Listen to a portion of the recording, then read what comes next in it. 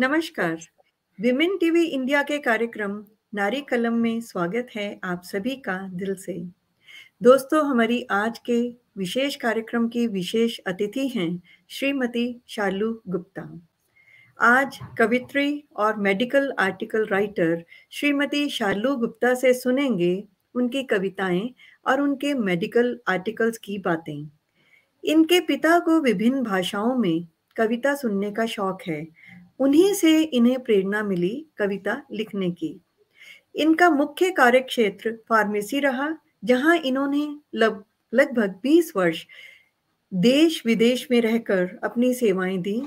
वहां मरीजों के दर्द ने भी इन्हें प्रभावित किया और इस दर्द को भी इन्होंने अपनी कविताओं में स्थान दिया है।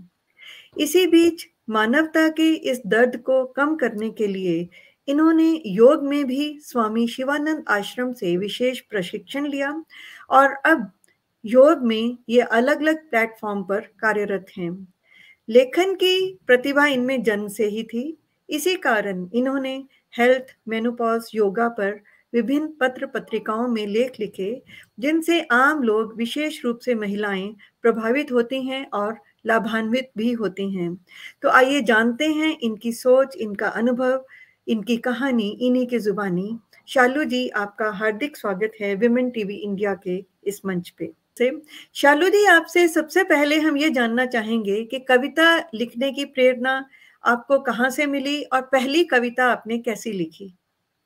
हाँ जी, मेरे फादर को बहुत शौक है पोइट्री पढ़ने का। तो जब हम छोटे थे हमारे घर में बहुत सारी शायरी की किताबें रहती हैं, आज भी हैं। तो बड़े बड़े शायर मिर्जा गालिब, इकबाल जी, फैज, साहिर लुधियानवी। तो कभी भी कोई फैमिली फंक्शन होता था तो पापा हमेशा कोई शायरी की किताब लाकर रिसाइट करते थे। तो ना कि वो सिर्फ रिसाइट करते थे, हर कवि की कहानी उन्हें मालूम थी कि बहुत से लोग ऐसे हैं जिनका कभी दिल टूटता है तो शायरी लिखते हैं। तो कब किसी का हार्ट ब्रेक हुआ, क्या हुआ, तब कब उन्होंने शायरी लिखी। तो जब मैं उनकी शायरी सुनती थी तो मुझे ऐसा लगता था कि ये जो कवि हैं, इन्होंने इतनी गहरी बात 3 या 4 लाइंस में कितनी खूबसूरती से लिखी है। तो एक इच्छा मेरे अंदर आई कि मैं कुछ लिखने की कोशिश करूं। हालांकि इच्छा तो नाकामयाब रही, कुछ लिख नहीं पाए। जैसे कहते हैं ना सुर ना ताल, तो ना राइमिंग बनी ना मीनिंग बना। हाँ, लेकिन लिखा। उसे मैं हेडेक पोइट्री कहती हूँ। तो अगर आपकी इजाजत तो मैं शेयर करूंगी। हाँ जी, तो पता नहीं कैसे लिखी। तो हेडेक पोइट्री में तुमसे जब बयां किया मैंने अपने दिल का दर्द, तुम तो बन गए तब से मेरे सिर दर्द।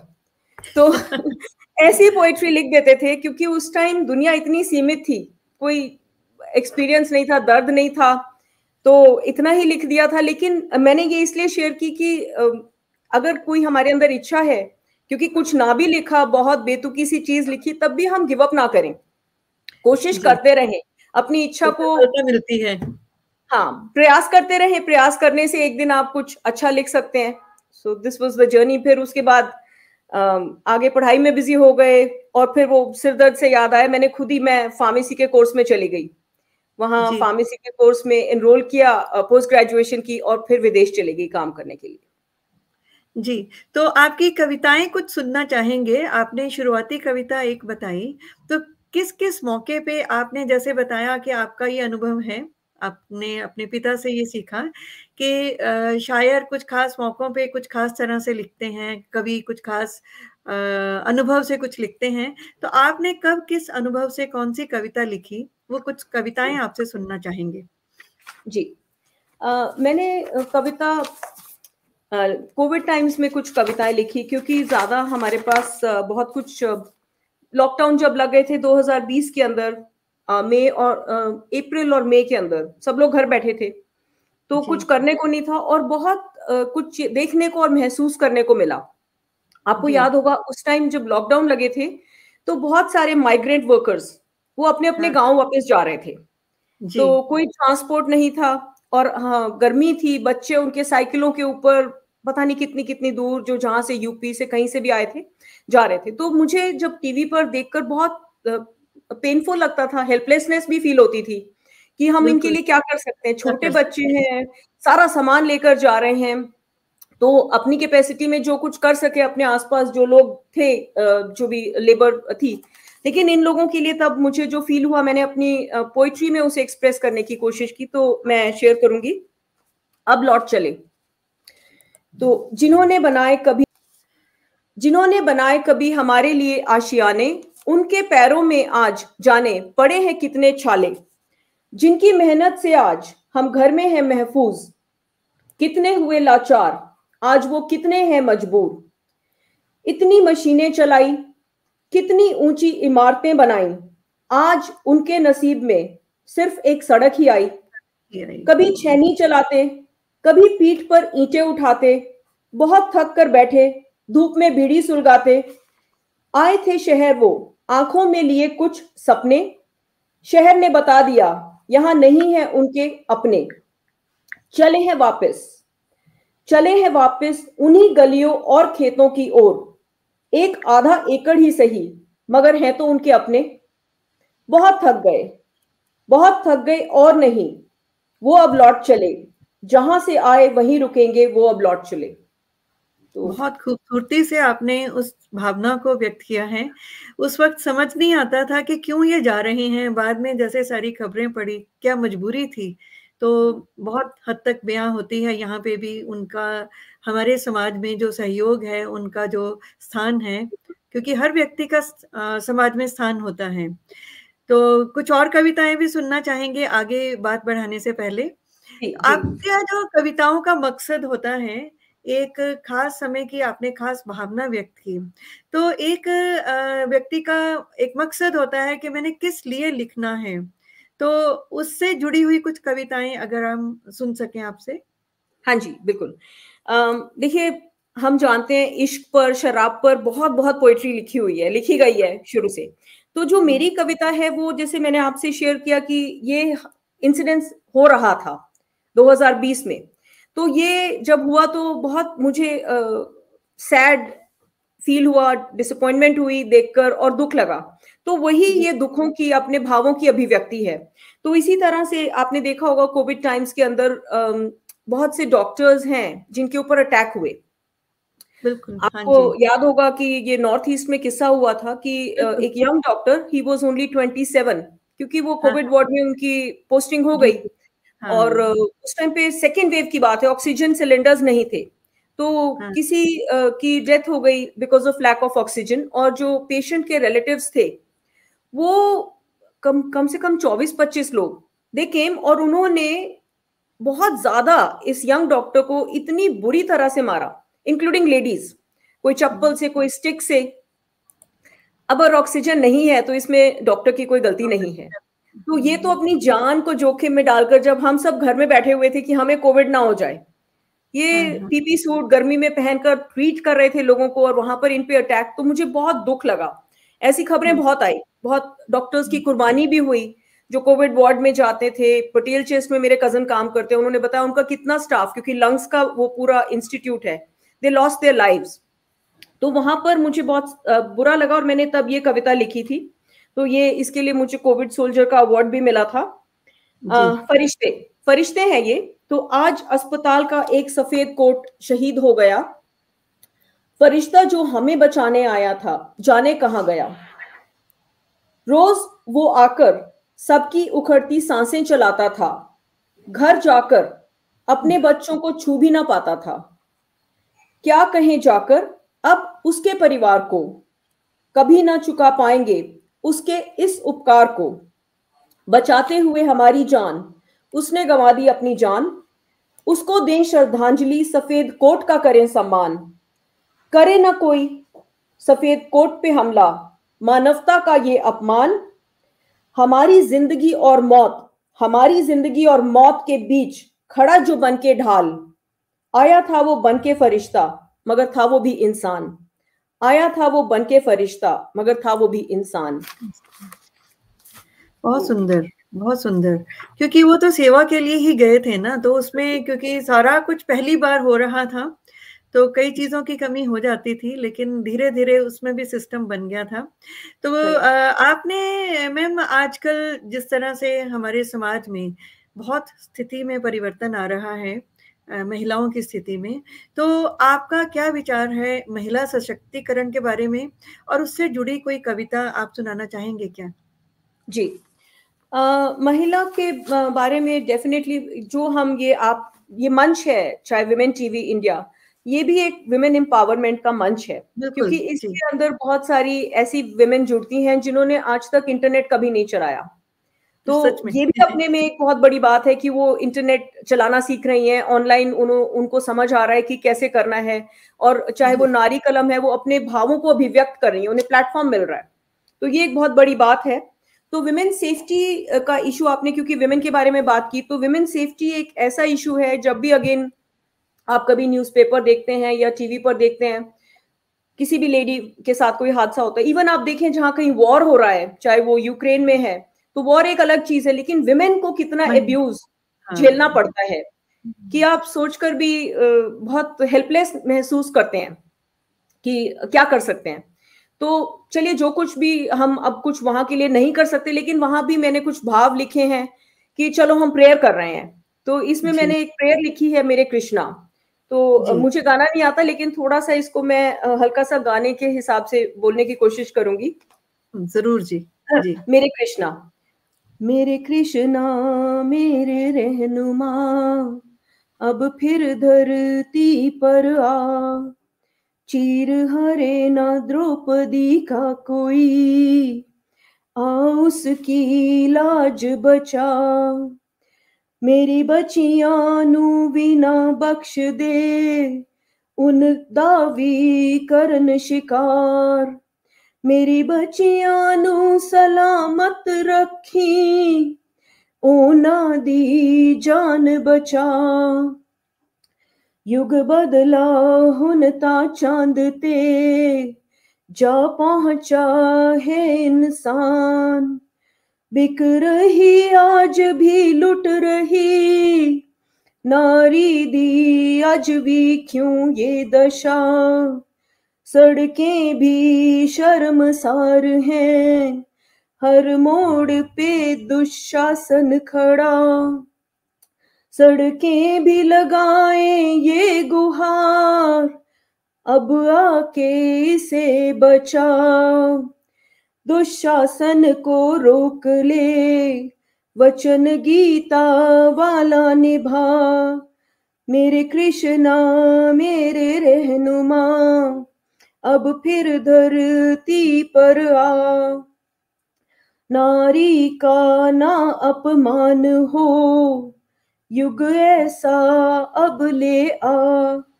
मेरे कृष्णा, मेरे रहनुमा, अब फिर धरती पर आ।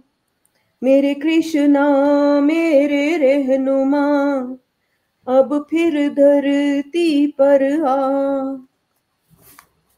बहुत अच्छे भाव हैं और बहुत ही सुंदर तरीके से आपने अपनी बात कही है और सुनाई है हमारे इस मंच पे। तो आपको कविता की और कहाँ से प्रेरणा मिली और किन लोगों ने आपको प्रभावित किया, जहाँ से आप आगे बढ़ी अपनी कविता के साथ?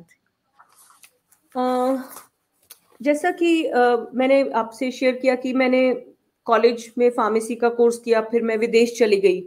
जी, तो विदेश जाकर मैं वहाँ जॉब में चली गई, और मेरा वर्क जो था ना, वो काफ़ी हद तक मैं हॉस्पिटल्स में काम करती थी। तो एज़ वार्ड फार्मासिस्ट, तो वहाँ पर आप देख रहे हैं हॉस्पिटल में जब आप काम करते हैं कि यहाँ कैंसर के पेशेंट्स हैं, और टर्मिनल, बिल्कुल उनकी स्टेट पैलिएटिव केयर है, या हॉस्पिटल में कोड कोड ब्लू हो जाता है, किसी को कार्डियक अरेस्ट हुआ, तो आपको मालूम नहीं है क्या आउटकम होगी। तो जो रिलेटिव्स हैं, कोई प्रेयर कर रहा है, कोई रो रहा है, या वहां मैंने बहुत ज्यादा समय मेलबर्न क्लिनिक में काम किया, जो कि एक साइकेट्रिक यूनिट है। तो वहां बहुत सारे ऐसे पेशेंट्स आते हैं जो बहुत सिवियरली डिप्रेस्ड हैं। किसी को स्किज़ोफ्रेनिया है, 20-20 साल की लड़कियां, वो भी एनोरेक्सिया, बुलिमिया, इस तरह की बीमारियां हैं, और उनको ना बहुत ज्यादा रिस्ट्रेंट में रखते हैं, क्योंकि उनकी सुसाइडल टेंडेंसीज बहुत रहती हैं, जिनको बहुत सीवियर डिप्रेशन है। तो मैंने देखा कि वहां पर 20 साल की लड़कियां हैं, तो उनको इतनी सिक्योरिटी में रखते हैं कि अगर वो बाथरूम में भी जाएं तो वो कुंडी नहीं लगा सकती कि वो कहीं सुसाइड ना कर लें। लेकिन फिर भी अनफॉर्चुनेटली एक 20 साल की लड़की ने सुसाइड किया। अपनी स्टॉकिंग से अपने को हैंग करके। तो जब ये मैंने सब देखना शुरू किया तो मुझे लोगों का दर्द महसूस होने लगा। मैंने कहा ये सब क्या हो रहा है, हम हेल्थ केयर में काम कर रहे हैं, हम इन सबको प्रोसीजर्स कर देते हैं, इनके ऊपर हम दवाइयां दे देते हैं और बोल देते हैं कि ये साइड इफेक्ट्स हैं, इज दैट इनफ? तो क्या हम कुछ ऐसा कर सकते हैं कि हम लाइफस्टाइल डिजीजेस जो हैं हम उनको प्रिवेंट कर पाए, हम वेलनेस की तरफ एक कदम बढ़ा पाए? तो ये सोच जब हुई तो मैंने काफी अब रिसर्च की, आर्टिकल्स पढ़े कि क्या किया जा सकता है। कि हार्वर्ड हेल्थ को मैं सब्सक्राइब करती रही कि वहां पर क्योंकि काफी चीजों के ऊपर रिसर्च होती है कि effect of deep breathing on blood pressure management, या मेडिटेशन का तनाव के ऊपर क्या असर पड़ता है जिससे लोगों को हार्ट डिजीज तक भी ठीक हो सकता है। तो फिर मुझे यहाँ पर लगा कि अगर हम योगा जैसी पुरानी एंशिएंट टेक्निक फॉलो करते हैं तो हम काफी सारे क्रॉनिक लाइफस्टाइल डिजीजेस से बच सकते हैं, क्योंकि ये स्ट्रेस मैनेजमेंट टेक्निक है। तो फिर मैंने अपने वर्क से छुट्टी ली और केरला में शिवानंदा आश्रम में गई और वहां पर मैंने योगा टीचर्स ट्रेनिंग कोर्स किया जी। तो वहां पर अगर मैं कहूं कि प्रभाव अगर हुआ तो कोर्स के अंदर भी मुझे क्यों लिखने की जरूरत पड़ी, क्योंकि जब ये शिवानंदा आश्रम में हमने योगा टीचर्स ट्रेनिंग कोर्स किया तो आश्रम बहुत स्ट्रिक्ट गुरुकुल के हिसाब से चलता था। 5 बजे बेल बज गई और 200 स्टूडेंट्स थे। कई लोग तो कोर्स पूरा नहीं कर पाए क्योंकि वहां पर अल्कोहल स्मोकिंग तो छोड़ दीजिए, जो मेल एंड फीमेल डॉर्मेट्रीज बहुत दूर थी, अब मेल को फीमेल डॉर्मेट्री के आसपास भी नहीं फटक सकते थे। तो चाय, कॉफी, फोन, इंटरनेट कुछ भी नहीं था। तो हम सबके लिए एक रिलीफ होता था। फ्राइडे को हमारा कल्चरल प्रोग्राम होता था, तो सिर्फ ये एक एंटरटेनमेंट थी आश्रम में। बाकी हम 5 घंटे योगा करते, भगवत गीता पढ़ते, चैंटिंग करते। तो ये कल्चरल प्रोग्राम के अंदर जो भी स्टूडेंट्स थे वो अपना कोई भी हिडन टैलेंट शेयर करते। तो इसके अंदर बहुत सारे स्टूडेंट्स, क्योंकि इंटरनेशनल कोर्स है, कोई रशिया से, कोई इटली से, कोई जापान से, अलग अलग कंट्री से आए हुए थे। 8 लैंग्वेजेस के ट्रांसलेटर्स बैठते थे। तो वहां देखा कि कोई इटालियन में अपनी कविता पढ़ रहा है, तो कोई रशियन में डांस कर रहा है, तो कोई जापानीज डेलीगेशन है वो अपना गाना सुना रही है। तो यहाँ मैंने कुछ लिखने की हिम्मत की और कुछ सुनाया। तो मुझे थोड़ा सा योगा से रिलेटेड, तो थोड़ा सा मतलब एक मुझे लगा कि हाँ आगे शायद मैं लिखने की कोशिश कर सकती हूँ। तो ये मेरी पहली जो कविता थी मैंने आश्रम में ही लिखी थी। तो मैं आपसे अगर इजाजत हो तो शेयर करूं। ये योगा से रिलेटेड है, क्योंकि भगवत गीता में कहा गया है yoga is the journey of self through the self to the self. तो ये भगवत गीता की लाइन है। इसको मैंने अपने शब्दों में कहने की कोशिश की, क्योंकि योगा जी। जब हम करते हैं तो हम योगा, डीप ब्रीदिंग और ध्यान के बाद अपने से जुड़ते हैं, जो हमारा सोल है, फिर सुप्रीम सोल से जुड़ते हैं। तो उसको मैंने अपने शब्दों में लिखा, चलो आज खुद से थोड़ी गुफ्तगू करें, खुद के पास बैठकर खुद ही को ढूंढ लें, सुन लें आज दिल में छुपे हुए से राज, रूह की अनकही खामोशियों की आवाज, योग में हो जाएं इस कदर मगन, खुद के साथ खुद की ओर खुद ही चल पड़े। तो ये क्या बात। उसका लाइन का मैंने अनुवाद करने की कोशिश की, yoga is the journey of the self through the self to the self. बहुत अच्छे भाव हैं और बहुत अच्छे से आपने सुनाई। तो जैसे आपने कहा कि विमेन टीवी इंडिया के मंच पे भी ये सब कुछ सीखा और इस यहाँ से भी प्रोत्साहन मिला। तो आपका ये जो क्षेत्र है कि आप कविता लिखती हैं, इसके साथ-साथ आपने बहुत से मेडिकल आर्टिकल्स लिखे हैं। तो उनके बारे में हम जानना चाहेंगे कि कैसे शुरुआत हुई और कैसे ये यात्रा आपकी आगे बढ़ी? हाँ जी, क्योंकि मैंने योगा की काफ़ी वर्कशॉप्स शुरू कर दी थी और मेरी क्योंकि बैकग्राउंड हेल्थ केयर की रही है, तो मैं डॉक्टर्स की बहुत वर्कशॉप्स कराती थी। तो एक इंडियन मेनोपॉज सोसाइटी जो कि गायनेकोलॉजिस्ट मैनेज करते हैं, उनकी वर्कशॉप कराई थी मैंने, जिसमें टाइटल था योगा फॉर मेनोपॉज। तो ओके। जब मैंने ये वर्कशॉप कराई तो उसके बाद मैं चली गई थी मुंबई, और वहां मुझे फोन आया कि ये जो आपने योगा फॉर मेनोपॉज कराया है इसको आर्टिकल में लिखिए। तो मैंने उससे पहले कभी कोई आर्टिकल नहीं लिखा था, पोइट्री तो मैं करती थी। तो जी। मैंने कहा मुझे आता नहीं है लिखना। उन्होंने कहा जो भी आपने कराया ना आप लिख दीजिए। तो मैंने बॉम्बे की रिटर्न फ्लाइट में लिखा, तो वो इंडियन मेनोपॉज सोसाइटी की जो मैगजीन है पॉइज आती है उसमें छपी, और फिर उन्होंने मुझे कहा आप हर वीक हमारे लिए एक आर्टिकल दें। तो बस वहीं से लिखने की शुरुआत हुई। फिर उसके बाद मैंने थोड़ा गवर्नमेंट कॉलेज ऑफ योगा वहां के लिए लिखा, ये easing into menopause with yoga. ये योगा डे पे उनकी किताब रिलीज हुई थी, उसके अंदर 2 आर्टिकल्स छपे थे। उसके अलावा मैंने आयुष के लिए लिखना शुरू किया है। आयुष का जो अभी पब्लिकेशन इन प्रोसेस है। तो अच्छा। वहीं से शुरुआत हुई लिखने की, क्योंकि जब लिखते हैं तो एक आर्टिकल लिखने के लिए मुझे इसका बहुत बेनिफिट लगता है कि एक आर्टिकल लिखने के लिए मैं 20 आर्टिकल पढ़ती हूँ, तो नॉलेज बहुत गेन होती है। हाँ, बिल्कुल, कुछ बताने के लिए उसके लिए बहुत कुछ ज्ञान हासिल करना पड़ता है, तब बात आगे चलती है। जी। तो जैसे आपने ये आर्टिकल शेयर किया है मेनोपॉज़ का, मैं इसको जी। बारे में ही अगर मैं आपसे कुछ शेयर करूँगी। तो बिल्कुल, जैसे बिल्कुल। मैंने ये आर्टिकल लिखा, तो मेरे बहुत सारे फ्रेंड्स हैं जो गायनेकोलॉजिस्ट हैं, क्योंकि मैं इंडियन मेनोपॉज़ सोसाइटी की मेंबर भी हूँ। तो जो मैंने उनसे शेयर किया, तो मुझे फीडबैक मिला, क्योंकि मेनोपॉज़ से हर लेडी को गुज़रना ही है कब अपनी ज़िंदगी में। बिल्कुल, और हाँ बहुत जी। से डिफ़िकल्ट साइड इफ़ेक्ट्स आते हैं, चाहे वो हॉट फ्लैशेज़ हो, मूड स्विंग्स हो, पेनफुल क्रैम्पिंग हो, या को ड्राइनेस हो, जो कुछ भी हो। तो मैंने डिफरेंट डिफरेंट वे में डिफरेंट चीज़ों के लिए डिफरेंट आसन लिखे। तो मेरे को काफ़ी सारे गायनेकोलॉजिस्ट से ये फीडबैक मिला कि जनरली लोग क्या करते हैं कि आप हार्मोन रिप्लेसमेंट थेरेपी पे चले जाते हैं। Hmm, at the hmm. End of the day वो भी दवाइयाँ ड्रग्स हैं। तो हर चीज़ का साइड इफ़ेक्ट है। जबकि योगा के अंदर इतनी सारी नेचुरल वेज़ हैं, इवन हॉट फ्लैशेज़ को कंट्रोल करने के लिए हम शीतली और शीतकारी प्राणायाम करते हैं, जिसको हम कूलिंग ब्रेथ कहते हैं। तो अगर आप वो करते रहें, तो हॉट फ्लैशेज़ जैसी प्रॉब्लम से भी आप बच सकते हैं। इसके अलावा बहुत सारे आसन हैं जो कि मूड स्विंग्स में हेल्प करते हैं, जो कि हमारी ब्लड सप्लाई ब्रेन की तरफ लाते हैं। तो यहाँ पर मुझे ये बेनिफिट था कि जब मैं मेनोपॉज़ सोसाइटी के लिए लिखती थी, तो ये हुँ, सारे हुँ। आर्टिकल डॉक्टर्स पहले रिव्यू करते थे, फिर छपते थे। तो एक तरह से वैलिडिटी हो जाती थी, हाँ, क्योंकि ये हाँ। पूरा पोर्टल और डॉक्टर। योगा में बहुत लोग योगा करवा रहे हैं, लेकिन उसके बारे में टेक्स्ट इस तरह से अवेलेबल होना कि जो लोग योगा नहीं कर रहे, क्योंकि बहुत लोग हिम्मत नहीं करते, तो अगर उसके बारे में आर्टिकल मिल जाते हैं, तो फिर वो एक तरह से इंस्पिरेशन मिलती है कि हमें बिल्कुल, करना चाहिए। क्योंकि बिल्कुल, कई बिल्कुल, बार करते हुए देख के उतना इंस्पिरेशन नहीं मिलता, पढ़ के जब पता लगता है कि कितने लाभान्वित हम हो सकते हैं इससे, तो बिल्कुल उससे ठीक फिर कहा। प्रेरणा ज़्यादा मिलती है। जी। बिल्कुल, बिल्कुल। हाँ, तो तो हम बात कर रहे थे आपके आर्टिकल्स के बारे में। तो आपने जैसे बताया कि आपने मेनोपॉज़ के बारे में लिखा है और एंटी योगा एजिंग के की बारे में लिखा, एंटी मेडिटेशन एजिंग। के, हाँ जी। तो जो माइंडफुलनेस पे आपने लिखा है, तो वो क्या चीज़ है? व्हाट इज़ माइंडफुलनेस और किस तरह की बात आपने समाज को समझाने की कोशिश की है उन जी, आर्टिकल्स के माध्यम से? जी। श्योर। तो माइंडफुलनेस एक बेसिकली तो एक मेडिटेशन ही आप इसे कह सकते हैं, माइंडफुलनेस मेडिटेशन।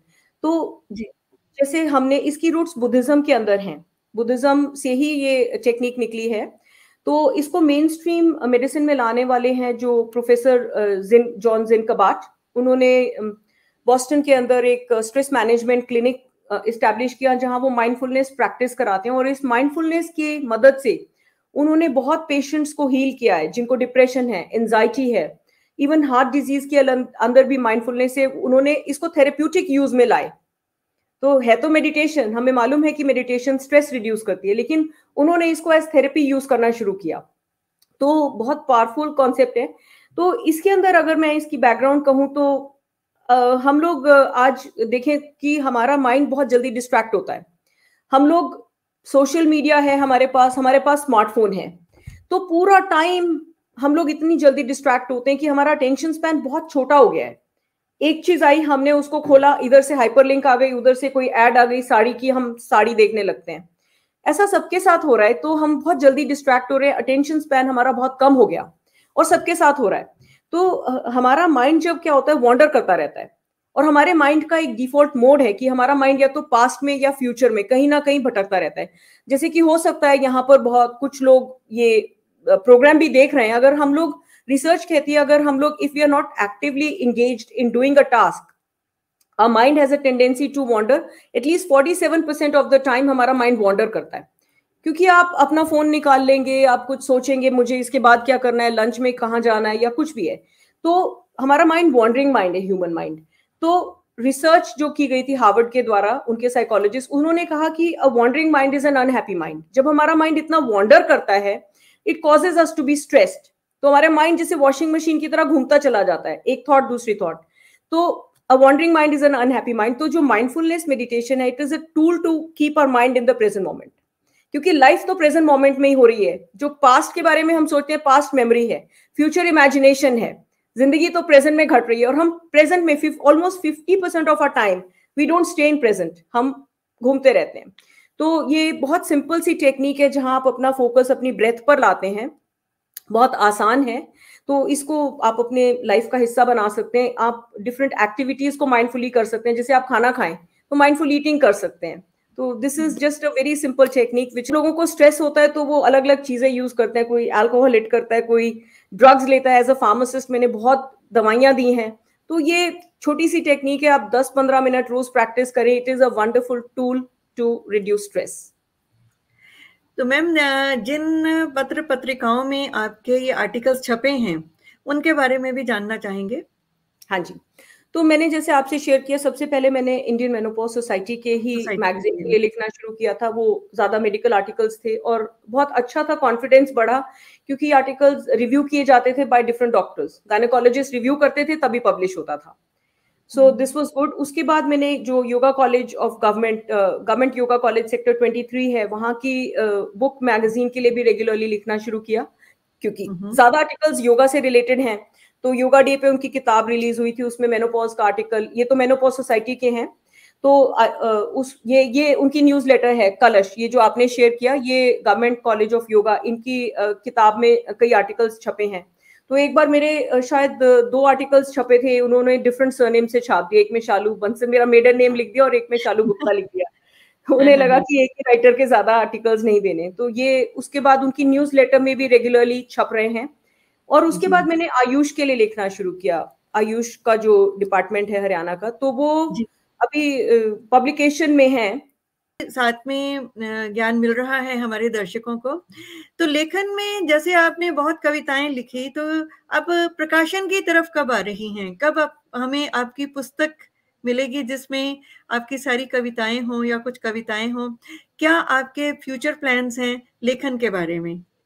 जी, हाफ सेंचुरी हो जाए तो अभी मैंने काउंट की थी, अबाउट 45 पोएम्स हैं।